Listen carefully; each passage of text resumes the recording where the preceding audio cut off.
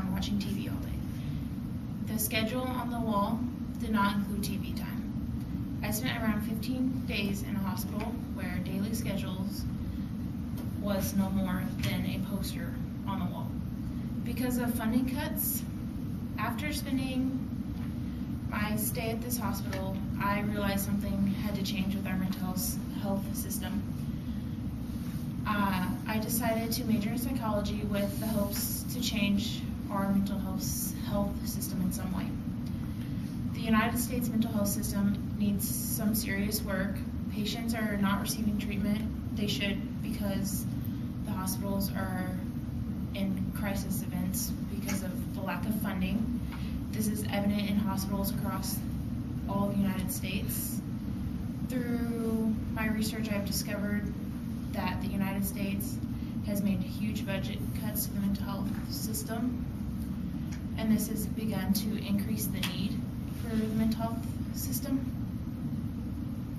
Presently, individual states have begun to make budget cuts to mental health programs. Budget cuts among these states are making it hard for average people to receive proper mental health treatment. David Lipman, a personal finance journalist, writes, across the country, states facing severe financial shortfalls have cut at least $4.35 billion in public mental health spending from 2009 to 2012. According to the National Association of Mental Health Program Directors, in his article, State Mental Health Cuts High-Low income patients hit hard, written in September 2012. Less than half of the people suffering from mental health illnesses are receiving treatment. This is a graph that shows some of the reasons why people aren't receiving treatment, and as you can see, the highest one with 50.1% of people who aren't receiving treatment is because they simply can't afford it. And then the lowest is being concerned with confidentiality reasons, which is at 5.9%.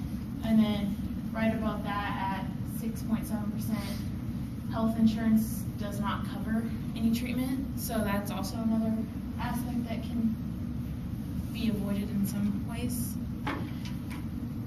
Gradually, budget cuts to the mental health system have increased the need for mental health treatment because of crisis events such as suicide attempts that were once prevented are now not being prevented.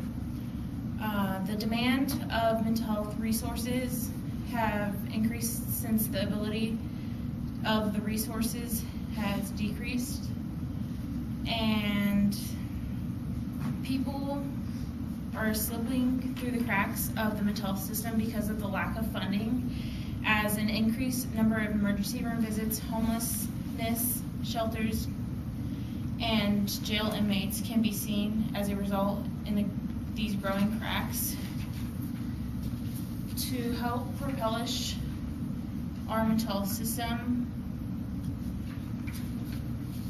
the developed organizations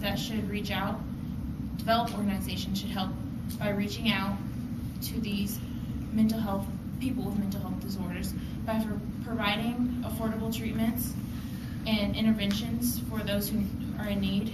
And this picture is of an employee at the Hagendorf Psychiatric Hospital protesting against the closure of the hospital.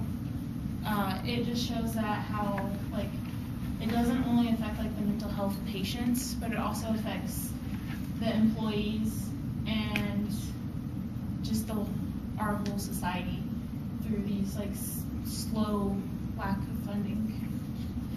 In conclusion, budget cuts to mental health programs have caused inpatient and outpatient facilities to close, like this one.